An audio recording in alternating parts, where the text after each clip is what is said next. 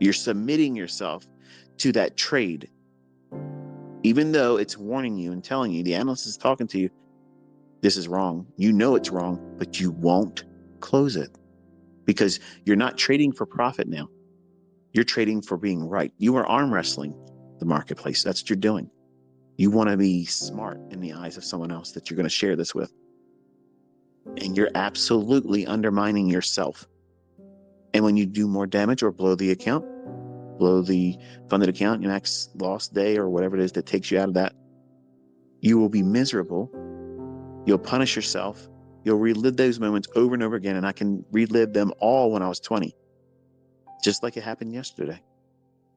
No one's going to be as hard as you are on yourself. You just aren't making it public knowledge to most of everyone that would be paying attention to you. Now, some of you make that mistake and you go on social media. Oh, this is hard. I'm always screwing up. You're inviting more people to confirm what you're feeling, which is going to do what? Anchor more weight to that negative result, which is going to do what? Create fear, anxiety, depression. And that's not how you grow. You have to know that what you're doing is not a pursuit of being right. In the very moment that you now have these impulses inside of you, that you have to prove something to yourself, or worst case, prove something to other people, you're not trading your model. You're not even trading soundly. You're gambling on the chance of you being right. You have to release all that. You have to stop doing that with your trading. You got to stop doing that with your studies. You have to submit to whatever happens. As long as you're using the processes and protocols that you've adopted as your model, you're going to accept whatever the results are, because you have done enough research to know that the things that you're trying to pursue repeat, not just once in a blue moon, but they repeat almost daily, if not every day. This is what you're supposed to be doing for yourself. You create these little laboratory experiments and you go in every day. Anytime you get a chance to study, that's what you do. And every time you record what you're feeling, how you felt. And the goal is for you to have indifference. You can't simply just write the word in your journal, I was indifferent to the outcome. You can't fake that part. You need to be observing where you're feeling these anxious moments where you feel like you're in troubled waters. They will materialize in the same places all the time until you cope with that. You replace it with a positive habit. What is that? When you feel it, you kill half the trade. If you can't cut it in half, you get it all off, done. And what that allows you to do is you reset mentally and emotionally that now, okay, I've paid myself. I've removed a great deal of the risk. I've profited from it. And now I have a free look. I got a free bus ride to get to my target if it wants to go there. But you don't know, and you're not going to know, because you're now recuperating from what you just put yourself through, which was stress. If your trades are stressful, you're trading too big. Your risk is too much. The easiest solution to that, drop down in your leverage. I can get out there and I can find these 5-handle runs, 20-handle runs, 15-handle runs, 30-handle runs. And I'm holding on to 5 contracts, 10 contracts, because Top Step says I can do 15. So I'm trying to push the envelope. I got things to do, ICT, but it's hard for you to hold a trade. So I get out too early. What am I doing wrong? You're over leveraging. You're trading too big. You haven't given yourself time to grow up into 5 contracts, 10 contracts, let alone 15, what guarantees you're going to blow your account. But much like trying to make those ends meet, some of you want to just be able to quit your job right now and get away from Carl and Bruce. And you're rushing it. And you're thinking that as long as I'm right,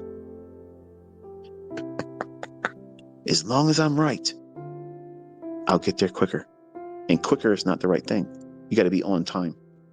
It's the same goal you have when you go to work. You want to arrive on time, in one piece, prepared to do your job. You can't rush success. You can't. It doesn't work that way.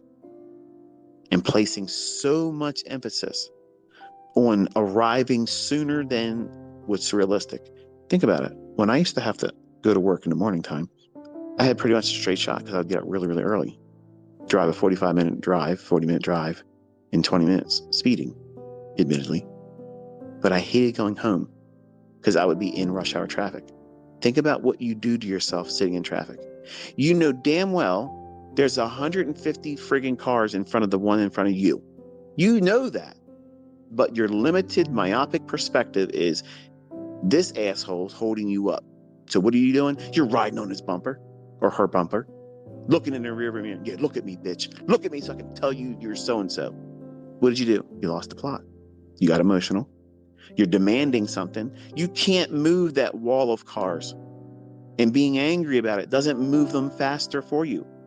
But yet here you are in your car, pissed off, cussing at everybody, ready to get out, swing your tire iron and break somebody's windshield because it's holding you up. You're trying to get somewhere. And these people are doing this intentionally. They're holding you up and they're thinking about the same thing to the person in front of them. And that's what traders are doing when they get in the marketplace. They want to get somewhere too quick in impossible conditions. You lose sight of what you're doing. You get out there trying to prove to the world that you're better than somebody else and you wreck your ass. Turn your live streams off before they really end and go into a losing trade. You know it's all about. You know the score. They all have these problems. They're wrestling with it. You're wrestling with it. Because you're trying to do more than what's required. Follow the model. Follow the rules. Listen to the analyst in you. When it tells you you're in troubled waters, you do not flake out like you're in rush hour traffic, thinking that you're going to be able to bully everyone out of your way. What do? Oh, you got all these good advice, ICT. What do I do when I'm stressing out in the car? Listen to ICT. How about that? How about that? Because if you can listen to me, even if you don't like me, complain about me. Oh, bitch, you're a demo baller. We don't see you trading a live account in live. Go ahead. Put your attention there. I'm a therapy. Okay? Because if you're doing that, you won't get yourself in some kind of road rage event. And you'll probably get home safely. And you won't be worrying about the traffic. You'll be distracted. And that's what the process does for those individuals that when they get in troubled waters and they're in their market and their trade is causing them anxiety. As soon as you take half off or close, if you can't do any partial half, what you have done is you've distracted yourself. You've removed that need to be right. But I could be making less money if it goes to my target. Yeah, you could. But what are you gaining? Peace of mind. You're engaging with a now resumed approach to holding no hard line. It has to be my way. When you first put the trade on, you may have had a clear vision about what it is you're expecting to see in the chart, how you're going to ride it to that profit objective, but something changed. And you have to be sensitive to that. Allowing the analyst to speak to you through your conscience, say, okay, you know this is probably not going to pan out right now. So what we should do is take half of this off, roll to stop to break even if it's not already there. Or if you have it in a trail position, don't squeeze it anymore. Just leave it there. If it turns on you and stops you there, who cares? I show you that it happens with me. I'm doing that to teach you. I'm showing you that. I can get in the trades and do full pulls and that's all I'm going to do. But I'm a practical teacher. I'm telling you how to grow into that stage. You just can't do it right out of the box. You can't. Your mind won't let you. And the people that are highly opinionated about how this stuff doesn't work, I can't do it, you won't be able to do it, you're going to fail, they're not providing anything as an alternative with consistency. So why the fuck are you listening to them? You already have enough on your plate. You know what you're wrestling with. So turn off all of that static, white noise, and listen to your conscience. Your conscience is going to talk to you. If you've been doing everything I'm telling you to do, it will guide you because of the experience you've placed in its hands.